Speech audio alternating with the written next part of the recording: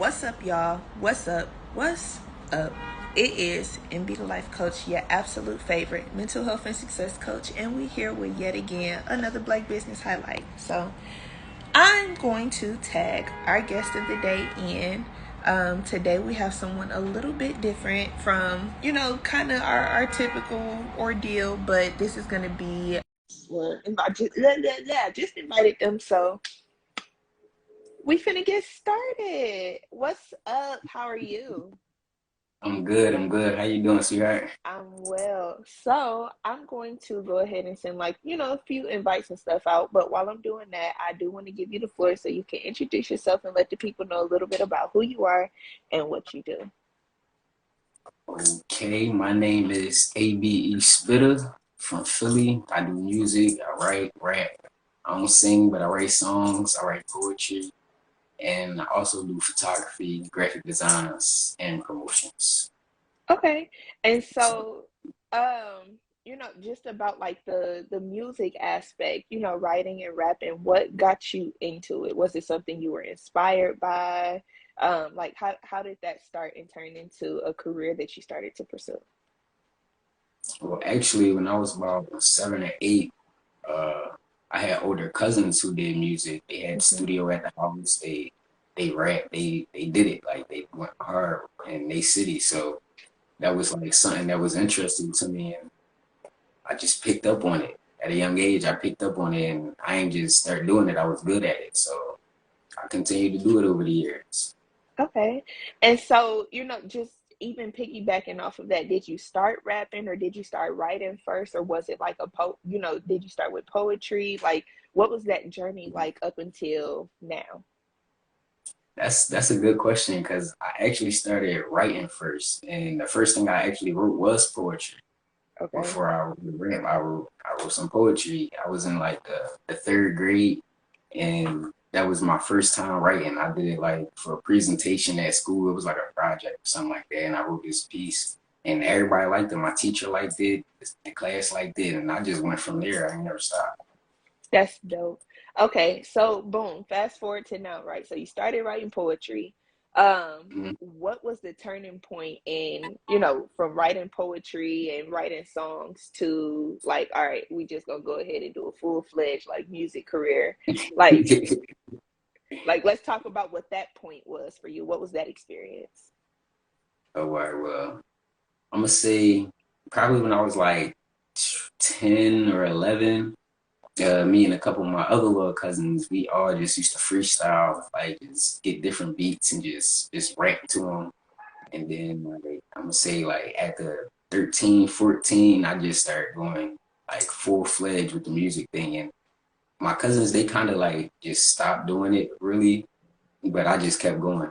I kept going. I would start writing, and yeah, from there I just never turned back from it. It just went from there. It went from writing to actually making songs. Like 'cause I used to just like not freestyle, but just write 16 bars, 16 bars, 16 bars, and then it got into like real music. Like I started actually making music. So that's how it started. That's dope. Okay, so speaking of music, right? What is your favorite genre of music to listen to leisurely, and why? Honestly, my favorite I can't say it's like a genre of music. I would just say like an era. Okay. Like my era of music is like old school hip hop, like early 90s, late 90s. That's really like what really interested me into like really pursuing it. Like just those artists from back in the day and just how they used to just go hard, and you never know what you'll get from a 90s artist, especially like Jay-Z or Ludacris. Like I picked up on Ludacris after a while. Like it's a lot of artists from back then, but it's just like that style of music is what like intrigued me back then. That's dope. Okay, so got a couple questions for you. With that said, who who and or what artists are you the most inspired by and why? The artist I'm most inspired by today, I'm gonna have to say Jay-Z. And why? And the reason is because like he's not just like an average artist. Like he write music, he expressed himself, not just like now, but even back then, he actually expressed the things that he felt, the things that he was experiencing, like his life, the things that he was actually going through is what he wrote in his music, and he did it artistically. So that was real inspiring for me. Even to the day, I still listen to his old and his new music because it's authentic. You know what I'm saying? It's not like he not piggybacking off another artist. You could tell everything he gives is really him. So that's what really inspired me. I can respect that. So for me, I definitely agree with you with like the 90s era of music. I'm more so an R&B type of girl. So Mhm. I'm like a late 90s, early 2000 R&B type of girl that plays in my car all the time. And I just had a conversation with one of the podcasters who's on our platform, on our app. And he actually, his podcast is structured around music and the industry. And what I explained to him is not all artists that I listen to on the daily am I a fan of. And the artists that I don't listen to daily, 10 times out of 10, I'm actually a fan of them. Example, I'm actually Mhm. a J. Cole fan. Like, I feel Okay. like he has a message. He's authentic to his message. He's not just Yeah. a sayer, he's a doer. He's active in his community. He gives back. Like the person that you hear on the track is the person that you see It's live that exactly what out it is. daily. So I'm Yeah, a I know exactly what fan. you mean. I'm thoroughly a fan of the person. Meanwhile, Mm-hmm. Nikki, I respect the hell out of her, but I can't say that I'm a Nicki fan, if that I'm makes saying, bro. sense. Like, Yeah, I it's understand not that exactly I what you don't like her. You know, I definitely like her. I respect her, but I'm not an mean. actual Nicki fan. So with that said, and Okay. with that put into perspective, who are some artists that you can say that you're actually a fan of versus those who you may be able to, vibe with from time to time? Honestly, I'm actually a fan of like Meek Mill, and not just because we from the same city, but because he does make good music when he takes his time with it. And I actually like that about Meek. I'm a big J. Cole fan too. I listen to a lot of J. Cole. I'm an absolute fan of Wale. He's one of like my top five artists. I feel like he's so underrated. It's ridiculous. Set. So we could have Like that music conversation all day because all day. I actually was a really, really big Wale fan because he's poetic. So I'm Mhm. asking these questions because it gives us a feel for the actual artist. Most people think like, oh, artists are just people who are, just of their own nature. And to an extent, that's true. But there's so much inspiration and there's so much that Yeah, goes, yeah. into the Behind the mindset. music. Hmm. Exactly. And so the conversation that we're having right now allows the audience to really get a feel for not just your inspiration, and those who you are, able to be inspired by consciously, but also your subconscious, inspirations as well. So you mentioned that you and Meek are from the same city. Let's talk about the experience being an artist in that city and some of the struggles as well as some of the leverage that you do have with that. Yeah, well, being an artist in Philly, I'm not gonna say it's hard. Excuse me. I'm not gonna say it's hard, but it's definitely it's definitely a challenge because there's so many talented artists in Philly. Like you'll be surprised how many good artists came up in the same era as Meek and was doing a lot more than Meek, and is just not where he is because of I would say the connections, for lack of better words. You know what I'm saying? Mm-hmm. So it's like coming up in Philly, it's like you gotta know somebody who knows somebody, and then you also gotta do more work than the next person because it's not gonna be handed to you out there. You gotta be 10 toes, you gotta get in your grind, and even with doing that, you still have to expand.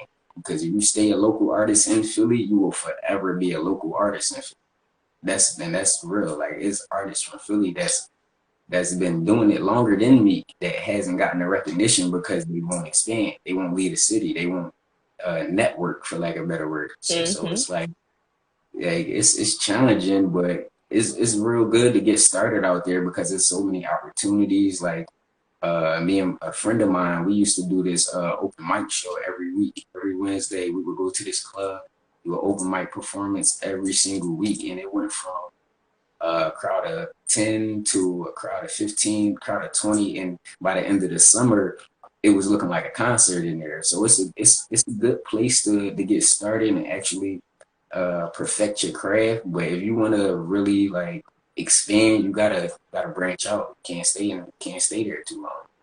It just I won't work for you.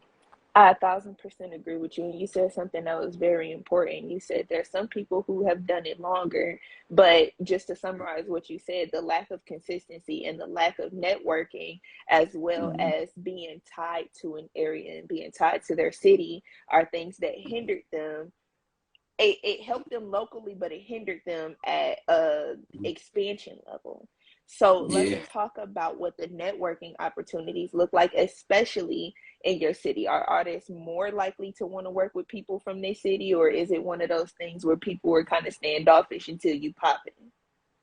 Yeah, it's definitely standoffish until you're popping. And I know for a fact, 'cause man, like it's not nowhere in the city of Philadelphia I can't go perform, and at least I'll say 20% of the crowd, even if they're not, I didn't invite them, won't already know me.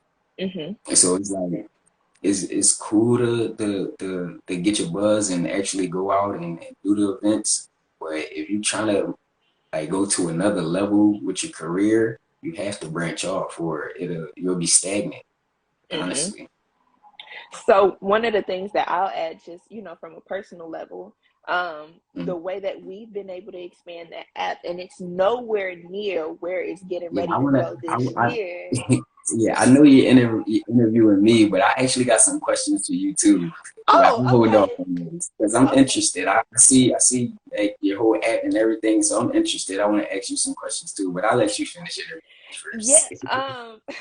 I think what I'm about to say may even segue you into it. But one of the things that I was gonna Mhm, add is we would not be anywhere, where we're headed, not necessarily where we are, but where we're headed, and the way that we've got the mhm, momentum that we have if we didn't stick our hands and our neck out there to network. You mhm, never know, and like you said, some people don't really be wanting to work with people until they pop in, but then you get the people who are really more spectators and they want to watch and see if you're going to be consistent first. When you start something, mhm, people expect you to make mistakes. So I love that you mentioned, even with the crowds of 10 and 15 people, you still performed like it was a whole concert, and you mhm, still showed up every day as if mhm, it was the crowd that you were expecting when you do reach the mhm. Yeah, levels that you want to reach. So I wanted to, absolutely. just really make sure that we brought recognition to the fact that, one, you really still have to network, especially when you make those local connections. It's time to take that Mhm, crowd and that buzz that you got. Okay, now let me see who you know. If I got mhm. a crowd of 10 people and they all put two people on to me, that's a crowd of 30. And I know at least five of the people that put me on are going to vouch for me, and they got plugs and Right, connections in another city. So you right, really have to maximize the thought process that goes with expansion and connections. One, mhm. you can't be scared to talk to people. The Right. worst they're going to say is Right. no.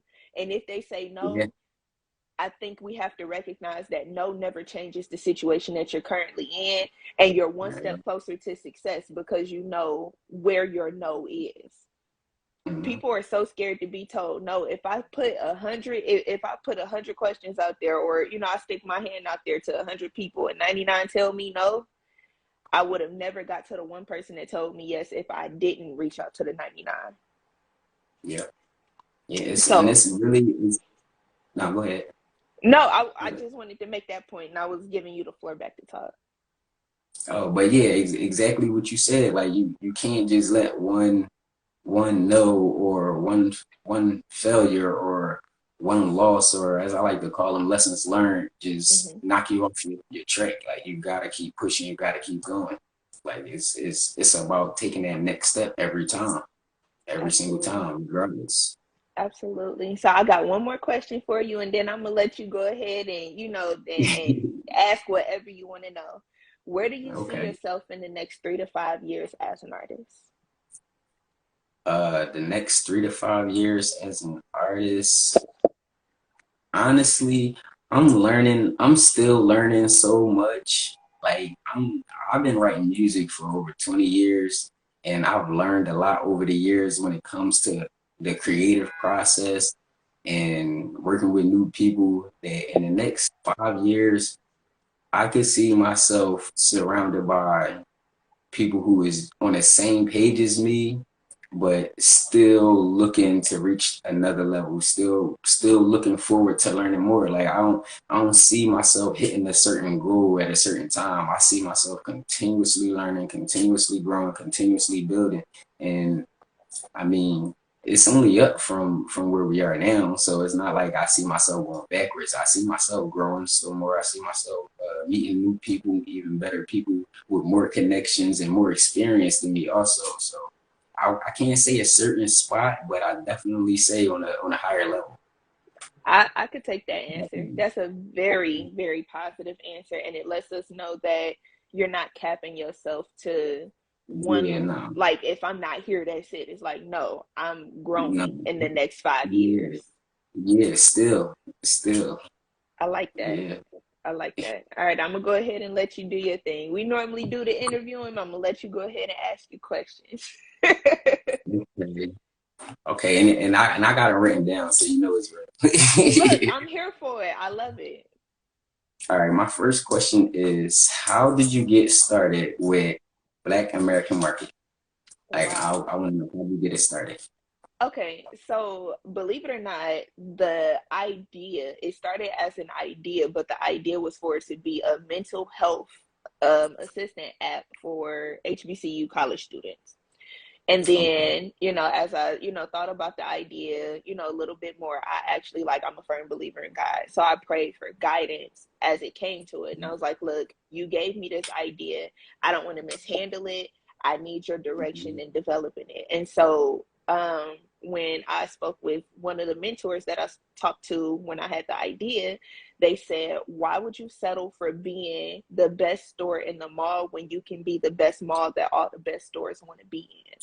And so I Exactly. thought about that for a while and I said, okay, well, what if I open it up to being a resource center for Black excellence? So then I was like, okay, a Black business directory, right? And then I was like, no, not just that. What was something that you wish you knew that you didn't have that you can incorporate? I didn't know anything about HBCUs or anything about like colleges outside of my normal like upbringing, which was Detroit. I grew up in Yeah. Detroit, so all I knew was you go to Wayne State, Oakland, Wayne County Community College. Like you go somewhere local, you don't leave the city for real. And it wasn't until I said, okay, I actually listened. I stopped being hard headed and I listened to my high school mentor who said, you need to go to an HBCU and made it a part of my graduation requirements that I got accepted to a school and went. So when I went, like that was that part of the background for me. So, I went and I actually got to see what resources and what being around other people with like minds look like, especially when you have similar backgrounds. And there's people from Chicago, Indianapolis, different places in Tennessee, the East Coast, West Coast, literally all over the world that comes from some of the same backgrounds and have some of the same experiences as me, yet everybody's in class trying to get a degree when the Yeah. odds are against us. So I wish that I had known about more HBCUs. So I said, okay, I'm gonna go ahead and put an HBCU directory on here. But I always felt like it was incomplete. And I'm like, God, why would you have me, do something that was incomplete? He said, because I just needed a yes, we'll develop the rest along the way.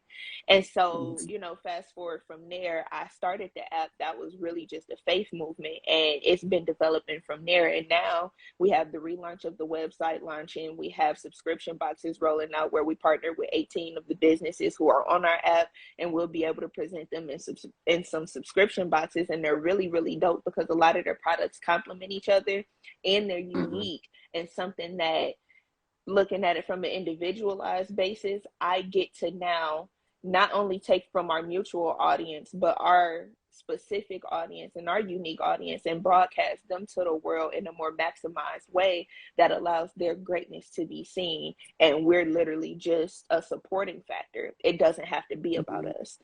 So, Right. so that's something that's coming, and we have a few more things in the works and working on some sponsorships and some stuff at a corporate level, just to really put Black people and Black business owners in a position that we don't often get to be in. And there's a lot of people that know information, but there's not one resource center where you can go get that information. And we want to have the people who have the answers. So whatever it is that you need, from a community level to, a artistic level, a business aspect, educationally, and then just familial resources, we want to be that resource center that can service all. And that's kind of how we got started and what we're expanding into. Yeah, and I'm kind of new to you guys, your whole movement, the app, and everything. I'm just recently catching on. That's why I'm showing so much interest because it's like that's kind of the thing I wanted to do because I got a little mini company. It's called All Black Excellence, and it started with music where I've been looking to expand. I did some artist management over the years. I did some photography over the years, some graphic designs, all under my label. And I'm looking forward to expanding into health, wealth, fitness, um, all types of different things. So that's why I'm asking how did you get started with B.A.M. because I'm working towards doing, if not the exact same or just as much as what you guys are doing. Now, I don't have an app or anything like that, but I'm interested. So that's why I asked that. And my next question is, what is your ultimate goal with Our, B.A.M.? okay, our ultimate goal is to literally be the number one resource center for Black people, Black communities, and underprivileged communities and spaces. We want to be that go-to resource hub, not just from an app perspective, but a resource perspective. We want to be able to put other people in positions that they didn't know that they could be in, and also show them, if you have the hustle, we can provide you the resources, whether it's education, just whatever it is that you're lacking, you have that support here. And the ultimate goal is to really be that support that we don't have in the community. We can go to, business consultants and get stuff that we need from business and have that personal connection and, that relationship. But then we have to go somewhere else, to a financial consultant to get the financial aspect. And then we have to go to a counselor to get that aspect. And most of the times, they're not coming with referrals with people who look like us. So why not Right. have one resource hub where you can get all of the resources and referrals that you need from one reputable place? And Mm-hmm. what we're going to pride ourselves on the most is the fact that we're vetting the people who we're bringing to the community as leaders. My Mm-hmm. COO, I would put my name on the line for her. She's that dope. Like, any Mm-hmm. credibility that people see in me, like, she's that times two. Like, she's dope. Mm-hmm. Chanel is phenomenal. Anybody that I work with, one, I gotta say this. It's too many people that's scared to surround themselves with people who are smarter than them and who can show up and be brighter than them in rooms. That is If true. I'm the brightest I've, person in the I've room, I've experienced that with some people, so I know exactly what you mean. That is too yeah. true. So if I'm the brightest person in the room, that's not a room that I need to be in. The people who are on Mm-hmm. my team are all smarter than me in some capacity, and they have things that they can contribute that I'm not capable of. I'm not too caught up in my pride to say I can do everything. And that was part of my problem when I was functioning as a me and not a we. My COO literally sat me down and said, Mariah, you have a team. It's not just you anymore. And with that, and understanding the support and how things have merged together from her phenomenal ideas, my director of social media and marketing, her ideas. We have a few other people who are coming, that have great ideas. And then the consultant that we have, that we literally had an expansion meeting with earlier. All of these people are smarter than me. Okay. And it's not to say that I'm not smart, but it's to say you're the average of the five closest people to you. I would much rather surround myself with people who make me feel like the lesser of the five than to surround myself with people who make me feel like I'm the greater of the five. Because if I feel Mm-hmm. like I'm the lesser, there's a wealth of knowledge that I can learn. And it's not to say I don't bring anything to the table, but it is Right. to say You I'm just surrounding myself. understand it. I surround myself with people who I can learn from and who I can be of service to, as well as those who are of service to me, and it's genuine. nobody's doing it for anything except to support the greater good and the goal. We're all goal driven, and our goal is a mutual outcome, is for a mutual outcome. So rather than be in competition, we decided to collaborate and to build one big platform that supports everybody's individual niches, and to put it in a light that would show that collaboration and camaraderie. I like that. I like that. And me being an artist, I work with a whole bunch of different artists, but I also got a friend who's a producer, engineer, and a DJ. I got a friend who's a photographer and videographer. I got a friend who owns like a storefront, and me, I try to learn from all of them. Honestly, I try to learn from all of them. That's how I actually got into photography. I got a couple friends who do photography, and I picked up on it, and it actually been going good for me. But Mm-hmm. it's just knowing that you could learn from the people around you is more inspiring, and it helps you. I'm not gonna say you, me personally. It just helped me work harder at my craft and also respect the next man's craft because we all need that extra that extra help on the side to just show us something different because we do the same thing over and over, we around the same thing and nobody is there to elevate the next person. It's like it gets stagnant. And if you're around a team of people who can't teach you something or can't show you something or help you build off of something, it's like none of y'all want to make it nowhere. So that's been a big thing with me to try to surround myself with people who all have different levels of intelligence, do different Mm-hmm. crafts and things like that. So that was real good. I really understand where you're coming from because excuse me, I've been there. So that's real helpful. One of So the one other more things, I'll let you ask that question, but one of the other things that we do aim to do in the very near future is to put people in the same industry in the same room. And it sounds counterproductive, but is actually very fitting for the type of community that we want to build. Imagine putting 100 photographers in a room that all have different niches, different interests, and or some who have the same. You can have the same interests, but being able to have conversations where everybody can grow from each other. You can't take everybody's pictures. It's from different experiences, and that's been my thing. Like when you could learn from someone else's experience, even if y'all doing the same thing, everybody got different experiences, learn from different perspectives in different ways. So I understand what you mean, but yeah, it's I it's, mean, it's definitely an experience. and even at a bigger scale, if you have a Hmm. network of 20 photographers that you learn from, and all of you sit down and network specifically with each other and teach each other, now you have a team of 19 different people that you can refer to somebody that you can't get to. And it makes everybody Absolutely, look good that you can put absolutely. somebody else forward. And Mhm. that's more so what we want people to be able to see with our brand.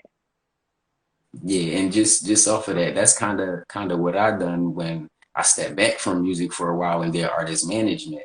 Like I Mm-hmm. worked with other rappers, singers. I try to work with a couple poets, but it's like, yeah, we all do music, but if I can connect you with somebody who's looking for your style or your the way you deliver or like just anything, like even if we do the same thing, it's just like different people need different things. So if we could help each other connect with different people, it'll help us all expand at the end of the day. So A yeah, thousand that's percent. good. That's good. All right, one more question is who inspire you like in today's culture? Who inspires you to keep going? Like somebody that you could look at and be like, yeah, I can't give up. I can't stop because it's there. Um, Honestly, my COO Chanel. And it Mhm. sounds like I should give that answer, but it's so genuine. She's definitely a person that inspires me. One, I didn't know her until the app. I met her actually pitching the app idea to her with her to come on board as a business.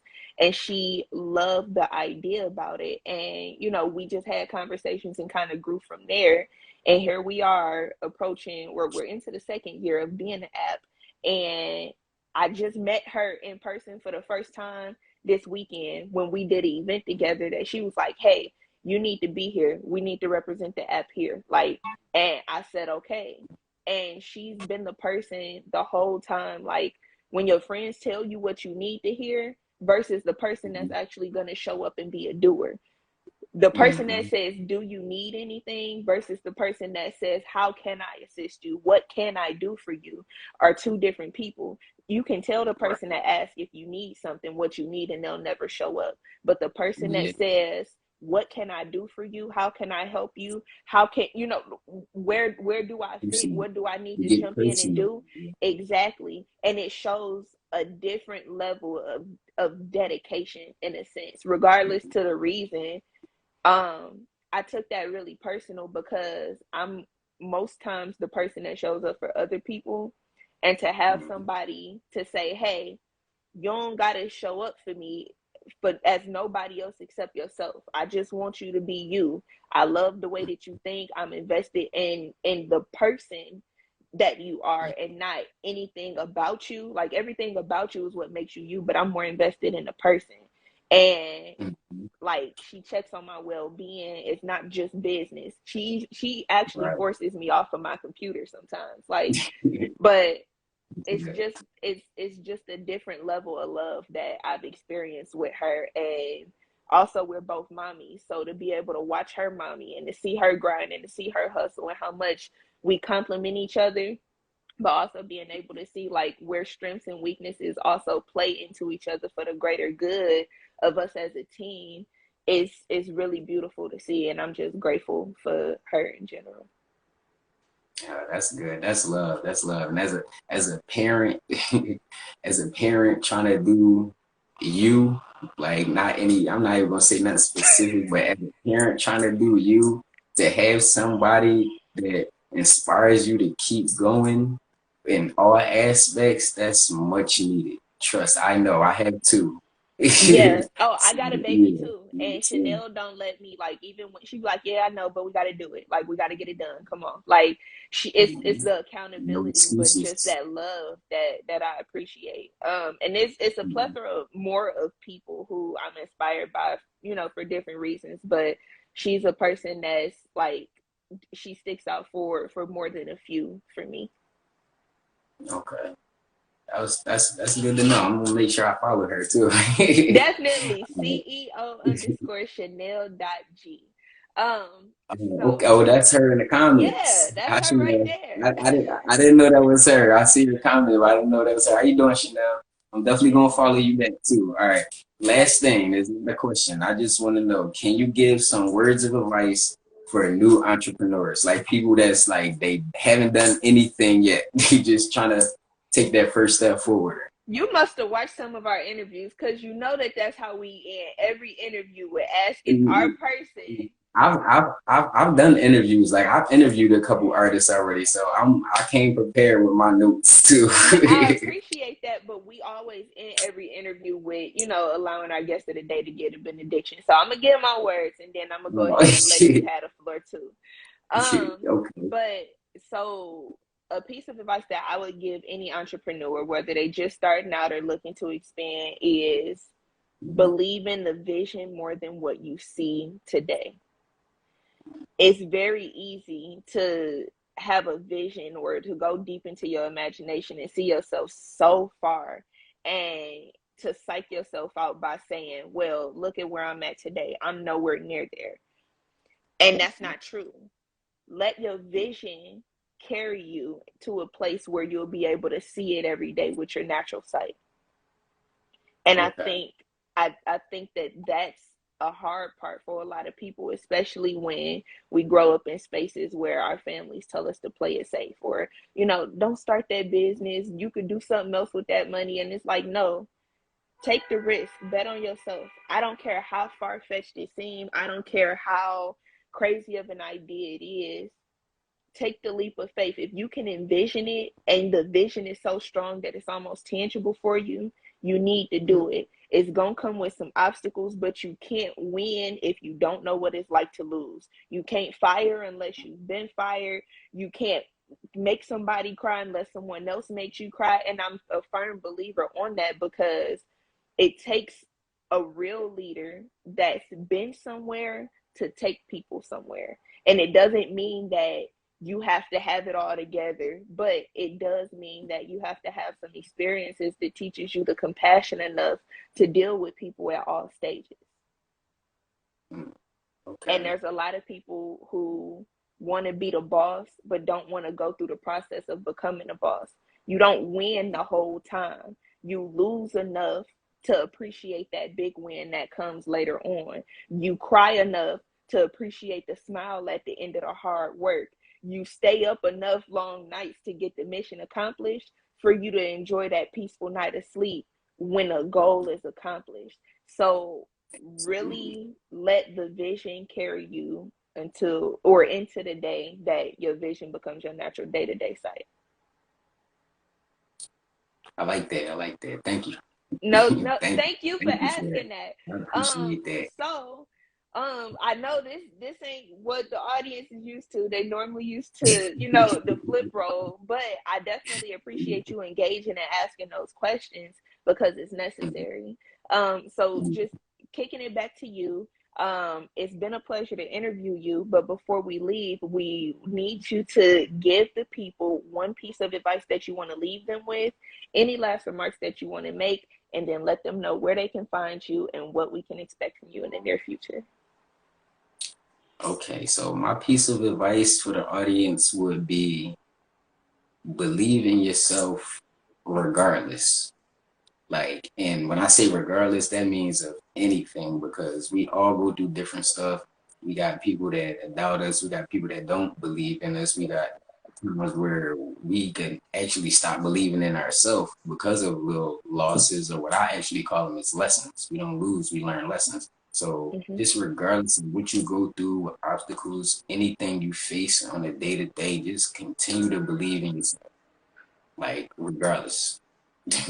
that's That's that's the dope. that's the that's the key word in that sentence is regardless. You gotta keep believing in yourself because you're not doing it for nothing. God has a plan for all of us, and everything takes time. Nothing happens overnight. So you just gotta keep believing. And if you're gonna keep believing, that's gonna be your strength to keep going. Because if you believe, you know, and when you know, you grow. So just keep believing in yourself, regardless. I like that. I like that. And then also let us know what we can expect from you in the near future and let the people know where they can find you. Okay, in the near future, you will see me working on my upcoming project. It's called Lyrical Genius. It's going to be my first like big studio album, and I call it Lyrical Genius because it's going to be so much different kind of music on there. It's not just going to be one genre. I write all types of music and poetry, so you will get a little bit of that on there, and also, I'm getting like really deep into photography again. I'm working with a production company. You see the shirt behind me, it's OBI Productions. That's my guy. It's called Only Brothers Incorporated. Um, it's gonna be a lot of different events that he hosts, and I'm gonna be behind the camera. So you'll see a lot of behind the scenes footage. You'll see setting up just the process of photography and things that we'll be doing. That's what you'll see from me as far as the photography. And yeah, and I'm actually signed to a distribution label. It's called Bentley Records. And with Bentley, I'm looking forward to some big collaborations sometime soon. Hopefully this summer I can collab with some mainstream artists because our bulletin is filled with them. I just haven't tapped in yet. So hopefully I can tap into our bulletin, get some good features. I'm looking forward to do some good videos and just present some good music. And it's not going to be what people would expect. I'm going to let you know right now. I'm not a drill rapper. I can write a drill song, but you're not going to hear a little dirt verse. I'm not going to sound like Herbo, NBA YoungBoy. You're not going to get that feel. You're going to get that mid '90s, that early 2000s feel. You're going to get some of Wale vibes because that's what inspired me. So I'm just looking forward to just giving people something different than what the modern day is used to right now. So if you want something different, you're looking to get some different feels, different vibes. Lyrical Genius will have a little bit of all of that. And if you're interested in uh, anything visual as far as like videos, podcasts, showcases, interviews, anything like that. That's what I'll be doing with the photography. I'll be posting that throughout the spring and the summer also. So yeah, just a collection of things. I'm trying to get back to all of it. 1,000%. Chanel even said we need life-changing music, and we look forward to Yeah, it. Um, yeah. So yeah, well, this interview has been an absolute pleasure. I've enjoyed speaking with you and learning more about you, as well as the face behind the brand. If there's ever anything we can do here at the Black American Market to better support you, oh, absolutely, absolutely. That's why I asked you the questions I did because I'm interested in actually like working more personally with you guys. Like I see your app, I want to get added to the app sooner than later. So I ask those questions because I look forward to working with you guys. I like what you're doing. I actually want to do more things just like it. So yeah, you can look forward to me. okay, well, between Chanel and myself, we're gonna definitely make sure we reach out. So message me as soon as we finish this interview, so we can, maybe put a Absolutely, meeting together and chop it up about some stuff. But with absolutely. that said, I will go ahead and give you the rest of your evening back, and I look forward to speaking with you later. Thank you, thank you. All You right, have a have a good good one. night. Bye. Yep.